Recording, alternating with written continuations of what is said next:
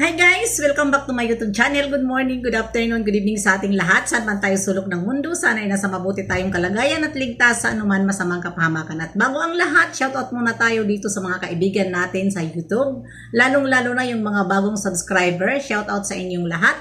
At syempre sa nagsusupport kay Banat Bagsik, especially Tita Thankful, Sis Pixelix, Sigwa-headed, Tita Hanis, mega love shoutout, Sis Hayat, Ermagalo Mix Vlog, syempre si Ate Malo, at syempre si Melba Born at Maria Ligaspi Vlog, syempre si Lena Barbosa, Sel TVPX, mega love shout out sa inyong lahat, at syempre sa Organic Team and Strikers, mega love shout out sa inyong lahat, at syempre Rosel Canada Squad 2023. Syempre nandyan si Annabelle, Tita Linlin. Mega love shout out sa inyong lahat. Ano ngayon ang ating reaction video? At bago ako mag-reaction ay pakinggan muna natin ang sinabi ni Jessica Soho patungkol ito nga sa pagtulong nila kay Mora. Pakinggan muna natin para marinig nyo ang sinabi nila. Dahil kahit paano, naalala nila ako. Mayroon pa naman nakakaalala sa akin, gano'n. At saka, thank you na rin dahil gusto pa rin nila akong tulungan. Nandito kami, kung kailangan mo dyan ang mapaayos namin ang iyong bahay, maging part kami sa pag-ayos ng bahay, we will do it. At a little bit of assistance pagdating po sa financial, we will... Ayan, narinig nyo? Itong reaction video natin, walang iba kundi si Mora. Kung naalala nyo, si Mora ay nasunugan ito ng bahay. Siguro ko ito, hindi lang ako nagkakamali, mga 1 linggo na o 2 linggo. At nakita ko naman ito dahil nga ito ay nilive ni Kuya Val. At agad naman ito kinabukasan, pinuntahan ni Virgilin at kanyang Evina Vlog. Si blinag niya, si Mora. At ayan, nakita natin kung ano ang nangyari. Totoo nga, nasunog na. At ngayon naman, ang sabi naman ni Virgilin, tutulong siya sa abot niyang makakaya dahil siya ngayon ay hindi na masyado nagbablog at hindi na siya masyado mayaman. At ito na nga, nakita si Mora ni Jessica Soho. Doon natin panoorin sa GMA Public. At doon natin makikita ang kalahatan at in-interview nila si Mora, at ito na nga ay nabidyo call pa ito sa mga ibang artista. Hindi ko kilala yung lalaki, basta ang nakita ko doon si Ai at saka si Pokwang. Si Pokwang naman ay hindi naman siguro yun ganyan ang ang pangalan niya, basta nakilala ko lang siya sa pelikula ay isang Pokwang. Kaya pasensya ka na Pokwang. At ngayon, kabidyo call niya si Mora at syempre si Imelda Papin. Narinig man natin ang sinabi ni Imelda Papin na siya ay tutulong sa pagpapabahay kay Mora. Hindi nila matiis si Mora, syempre. Sila naman ay patuloy sila naging nagkaroon, at ito naman si Mora ay nakita naman natin na siya ay bumalik ng Bicol at hindi naman siya naghirap dahil mayroon naman siya nakakain. Kaso lang, medyo hindi tulad talaga nung siya ay sinabi naman niya na yun lang ang napundar niya na bahay at nagkamalas pa dahil ito nga ay nasunog ng dahil dito nga sa kagagawan ng kanyang tatay, at hindi naman rin niya masisisi ang kanyang tatay dahil ito nga matanda na, ang sabi pa nga niya. Ano ang magagawa? Yan ang swerte. Tanggapin na lang. Alangan naman natin, pagalitan natin ang ating mga magulang. Kaya ayan, huwag natin pabayaan ang ating mga magulang kapag ganyan na ang edad, kung ano-ano na ang kanilang pinaggagawa, dahil nga sila ay ang isip nila ay bata pa, pero hindi na nila kaya. Tingnan mo ang nangyari. Nasunog ang kanilang bahay dahil nga sinunog yung nabahayan na putyukan yata yun. Ganun talaga pag mga bukid at mga ganun talaga.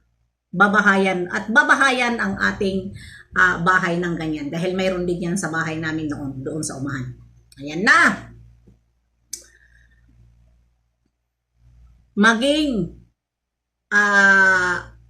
Magbago ka na rin. Magbago ka na rin, Mora. dahil nakita kita noon na ikaw ay tinulungan ka ni Virgilin at ito na nga, nakita ko ang dami mong basher dahil kahit mismo ako, hindi ko nagustuhan dahil pinanood ko ang mga sinabi mo kay Virgilin at hindi nakapagtiis si Virgilin, binalikan ka ngayon at tinulungan ka at sinabi pa niya ang pagdalaw sa iyo ngayon, ang pagbalik ay walang halong kaplastikan at pinapatawad ka na niya. Kaya ito na, hindi naman kita dito ibabas dahil isa rin kita na idol. Ito ay bilang payo po lamang, huwag po tayo magmataas kapag tayo ay maraming tumutulong sa atin at nag-i-sponsor. Huwag tayo magmataas dahil hindi ka naman makakilala rin, hindi ka rin nila malalaman kung hindi ka rin pinuntahan sa isang vlogger. Kaya huwag tayo padalos-dalos na mayroon tayo agad porket ito mas lamang sa bigay kasi nga yung nahuli ay mayaman tapos magano ka, wag natin po yun